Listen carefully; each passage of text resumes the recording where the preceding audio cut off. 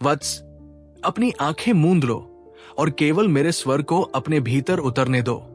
क्या तुम सुन रहे हो? ये वो पदचाप नहीं है जो तुम रोज सुनते हो। ये वो आहट नहीं है जो संसार के कोलाहल से आती है। आज समय की धारा रुक गई है क्योंकि मैं स्वयं तुम्हारे भाग्य के द्वार पर खड़ा हूं। जो ऊर्जा तुम्हारे घर की दहलीज को छू रही है वो साधारण नहीं है। वो मेरे त्रिशूल से निकली एक ज्योति है जो तुम्हारे जीवन के अंधकार को भस्म करने आई है। तुम अक्सर मुझसे पूछते थे ना कि महादेव, मेरी पुकार आप तक क्यों नहीं पहुंचती? क्या तुम सच में सोचते थे कि कैलाश पर बैठा मैं तुम्हारे आंसुओं से अनभिज्ञ हूं? नहीं वत्स, मैं तो तुम्हारी हर उस करह का साक्षी रहा हूं जिसे तुमने तकिए में दबाकर घोट दिया था। आज जो कंपन तुम अपने सीने में महसूस कर रहे हो वो डर नहीं है, वो तुम्हारी सोई हुई चेतना का जागरण है। सावधान हो जाओ क्योंकि अब से कुछ भी पहले जैसा नहीं रहेगा। तुम्हारे दुख की मियाद पूरी हो चुकी है और तुम्हारे धैर्य का फल अब एक विशाल वटवृक्ष बनने को तैयार है। मैं देख रहा हूं कि तुम थक चुके हो, तुम हारने की कगार पर हो। क्या तुमने कभी सोचा है कि जब तुम पूरी तरह टूट जाते हो तब तुम्हारे भीतर से एक ठंडी लहर क्यों दौड़ती है? वो ऊर्जा जो अब तुम्हारी चौखट लांग रही है वो तुम्हारे भाग्य के उस पन्ने को पलटने आई है जिस पर विधाता ने भी मौन साध लिया था। तुम्हारे घर की दहलीज आज केवल पत्थर और चूने की बनी हुई एक सीमा नहीं रही, वो एक पोर्टल बन गई है। जैसे ही ये प्रकाश तुम्हारे आंगन में पैर रखेगा तुम्हारे पितरों की अतृप्त इच्छाएं शांत होने लगेंगी और तुम्हारे आने वाली 7 पीढ़ियों का मार्ग प्रशस्त होगा। तुम जिसे दुर्भाग्य कहते रहे, मैं उसे तैयारी कहता रहा। तुम वही गलतियां दोहराते थे, वही लोग तुम्हें धोखा देते थे और तुम वही आंसू रोते थे। लेकिन अब इस दिव्य ऊर्जा के स्पर्श से वो चक्र टूट चुका है। तुम्हारे घर की वायु में अब एक ऐसी सुगंध खुलेगी जो किसी पुष्प की नहीं बल्कि शुद्ध चैतन्य की होगी। मैंने तुम्हें गिराया ताकि तुम ऊपर देखना सीख सको। वत्स, ध्यान से सुनो। तुम्हारे घर की उत्तर दिशा से एक विशेष कंपन उत्पन्न हो रहा है। ये मेरी कुबेर शक्ति और शिव संकल्प का मिलन है। जिसे तुम धन की कमी समझते हो वो केवल ऊर्जा का असंतुलन था। अब ये प्रवाह उस दिशा से बहकर तुम्हारे हृदय तक पहुंचेगा। तुम्हारी आंखों के सामने से वो पर्दा हट जाएगा जिसने तुम्हें भ्रम में रखा था कि तुम अकेले हो। मैं तुम्हारे साथ तुम्हारी परछाई बनकर नहीं बल्कि तुम्हारे अस्तित्व का आधार बनकर खड़ा हूं। ये तुम्हारे पुनर्जन्म की घोषणा है बिना शरीर त्यागे। जैसे एक सर्प अपनी पुरानी केंचुली उतार फेंकता है वैसे ही तुम अपनी पुरानी पहचान और अपने पुराने घाव आज इसी दहलीज पर छोड़ दो। जो ऊर्जा भीतर आ रही है उसे स्थान चाहिए। अपनी हथेलियों को आकाश की ओर खोलो और महसूस करो कि तुम्हारे पोरों से काले धुएं के रूप में तुम्हारी सारी चिंताएं बाहर निकल रही है। कल से लोग तुम्हें अलग नजरिए से देखेंगे। तुम्हारे शब्दों में वो अधिकार होगा जो केवल एक सिद्ध पुरुष में होता है। ये महादेव का वो ऋण है जो मैं आज ब्याज सहित तुम्हें लौटा रहा हूं। मेरे प्रिय वत्स, अब अपनी रीढ़ की हड्डी को सीधा करो। मैं तुम्हें उस सत्य से परिचित कराऊंगा जिसे प्रारब्ध का विसर्जन कहते हैं।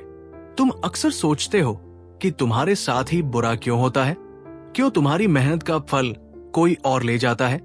सुनो, ये ऊर्जा जो अब तुम्हारे घर के मध्य भाग ब्रह्म स्थान में स्थित हो गई है वो तुम्हारे प्रारब्ध के उस खाते को जलाने आई है जो तुम्हारे विकास में बाधक था।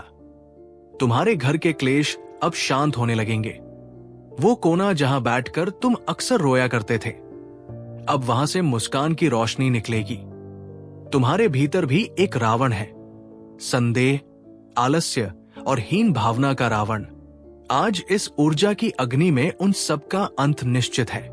जो ऊर्जा अब तुम्हारे मस्तक आज्ञा चक्र पर दबाव बना रही है वो तुम्हारी तीसरी आंख के द्वार को खटखटा रही है। तुम अब वो देखोगे जो वास्तव में सत्य है। तुम लोगों के चेहरों के पीछे छिपे उनके असली इरादों को भांप लोगे। आज की ये रात गवाह है कि तुम्हारी दहलीज पार करने वाली ये ऊर्जा तुम्हारे भौतिक सुखों की नींव रख रही है। जिसे तुम धन कहते हो वो केवल लक्ष्मी का एक रूप है, लेकिन मैं तुम्हें महालक्ष्मी का वो स्थिर तत्व दे रहा हूं जो परम शांति के साथ आता है। अक्सर धन आता है तो नींद उड़ जाती है, लेकिन मेरे द्वारा भेजी गई ये ऊर्जा तुम्हें वैभव भी देगी और गहरी निद्रा भी। तुम्हारे व्यापार और नौकरी में अब एक ऐसी चमक आएगी कि दुनिया दंग रह जाएगी। वे पूछेंगे कि तुम्हारी सफलता का राज क्या है, और तुम बस मन ही मन मेरी ओर मुस्कुरा देना। ये ऊर्जा तुम्हारे उन मित्रों और शत्रुओं तक भी पहुंच रही है जिन्होंने कभी तुम्हारा अहित सोचा था। शत्रुओं का हृदय परिवर्तन होगा या वे तुम्हारे मार्ग से सदा के लिए हट जाएंगे। तुम्हें अब युद्ध करने की आवश्यकता नहीं है, क्योंकि युद्ध अब महाकाल लड़ेंगे। महसूस करो कि तुम्हारी नाभि से एक स्वर्णिम प्रकाश निकलकर पूरे घर में फैल गया है। तुम्हारे घर की दहलीज पर अब मेरा नंदी पहरा दे रहा है। कोई भी नकारात्मक ऊर्जा अब इस घेरे को पार नहीं कर पाएगी। तुम सुरक्षित हो, तुम संरक्षित हो। तुम्हारी वाणी में अब मेरी सरस्वती का वास होगा। जो ऊर्जा तुम्हारे कंठ तक पहुंच चुकी है वो नीलकंठ का आशीर्वाद है। वो तुम्हारे जीवन के सारे विष को अमृत में बदल रहा है। मेरे प्रिय वत्स, इस तीसरे प्रहर में तुम अनुभव करोगे कि तुम्हारे कानों में एक सूक्ष्म अनाहत नाद गूंज रहा है। ये वो संगीत है जिससे मैंने सृष्टि की रचना की थी। अब जो ऊर्जा तुम्हारे घर में व्याप्त है वो एक ब्रह्मांडीय विनिमय, कॉस्मिक एक्सचेंज कर रही है। अब अपनी चेतना को मूलाधार चक्र पर ले जाओ। मेरी ये विशेष ऊर्जा बिना किसी कठिन तप के तुम्हारी सोई हुई शक्ति को सहलाकर जगा रही है। तुम्हें महसूस होगा कि तुम्हारी पीठ के निचले हिस्से से एक हल्की सी गर्मी ऊपर की ओर चढ़ रही है। ये मेरे त्रिशूल की वो अग्नि है जो तुम्हारे डर और क्रोध को भस्म कर रही है। आज ये दिव्य ऊर्जा तुम्हारे घर के हर कोने में जाकर उन मृत ऊर्जाओं को जीवन दे रही है जिन्हें तुम वास्तु कहते हो। जिन वस्तुओं को तुम बेकार समझते थे वे अब तुम्हारे लिए सौभाग्य का माध्यम बनेंगी। तुम मिट्टी छुओगे तो वो सोना बनेगी।